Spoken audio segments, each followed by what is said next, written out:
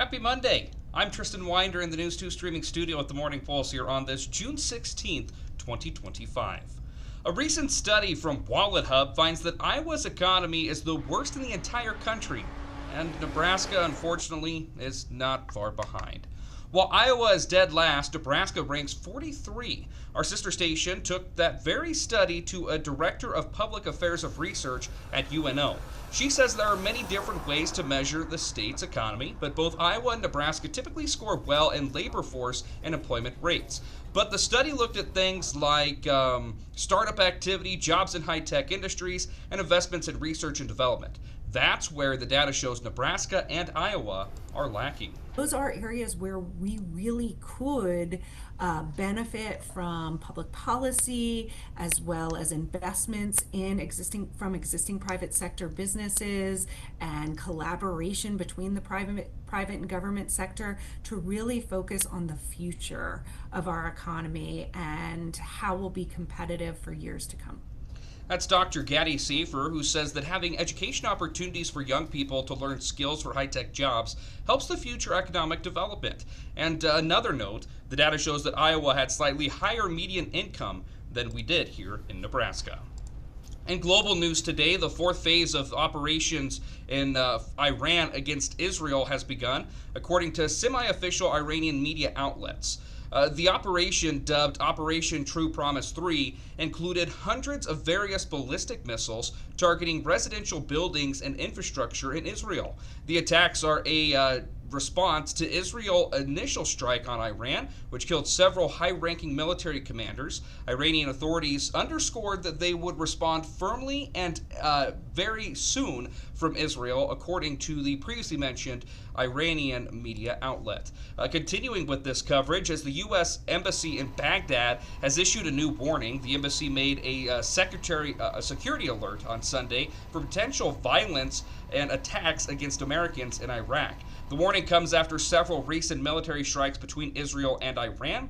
The alert said that the embassy is aware of the potential for foreign terrorist organizations-inspired violence or attacks against U.S. businesses and locations frequented by U.S. citizens. The State Department maintains a level 4 travel advisory for Iraq, meaning Americans should not travel to Iraq for any reason.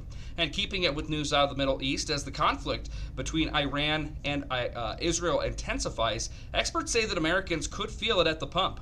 Analysis for Gas Buddy predicts that prices could rise more than 30 cents a gallon by the 4th of July due to the skyrocketing costs of oil. Some oil infrastructure appears damaged as the two sides exchange strikes. Israel's largest refinery was the target Sunday night. Iran also one of the top oil producers in the globe. And experts say that gas prices would rise much more if Iran stemmed the flow of oil through the Strait of Hormuz as well, specifically. And in other news here, TTI Outdoor Power Equipment has recalled roughly 113,000 hedge trimmers due to a laceration hazard.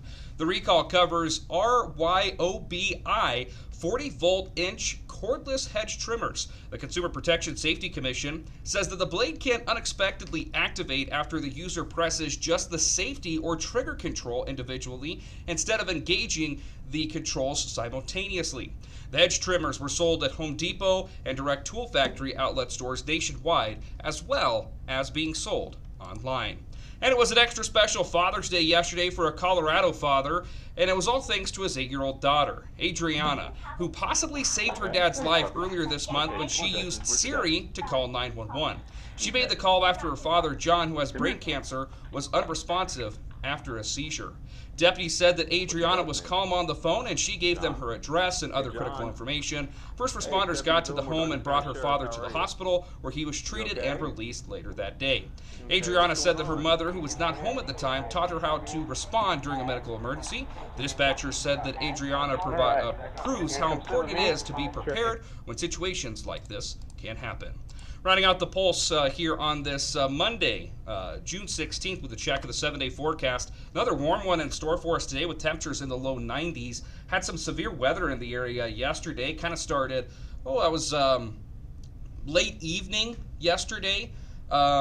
over in Keith County, came here into the North Platte region as well. We also have scattered showers and thunderstorms likely to develop this afternoon with a strong possibility of severe activity that would include very large hail, damaging winds, and even a tornado being possible. Definitely want to monitor this as the day progresses, so stay tuned here to News 2 for additional details and developments as the day progresses. Can't rule out chances of severe activity as soon as tomorrow rolls around as well, although we will see cooler temperatures, and then thankfully chances of severe weather diminish when we get to midweek and the official start of the Nebraska Land Days festivities in North Platte. Temperatures dipping down in the low 80s on Wednesday, upper 80s for Thursday, back in the low 90s on Friday, and Parade Day on Saturday, as is tradition, set to be a very warm one, temperatures approaching the upper 90s.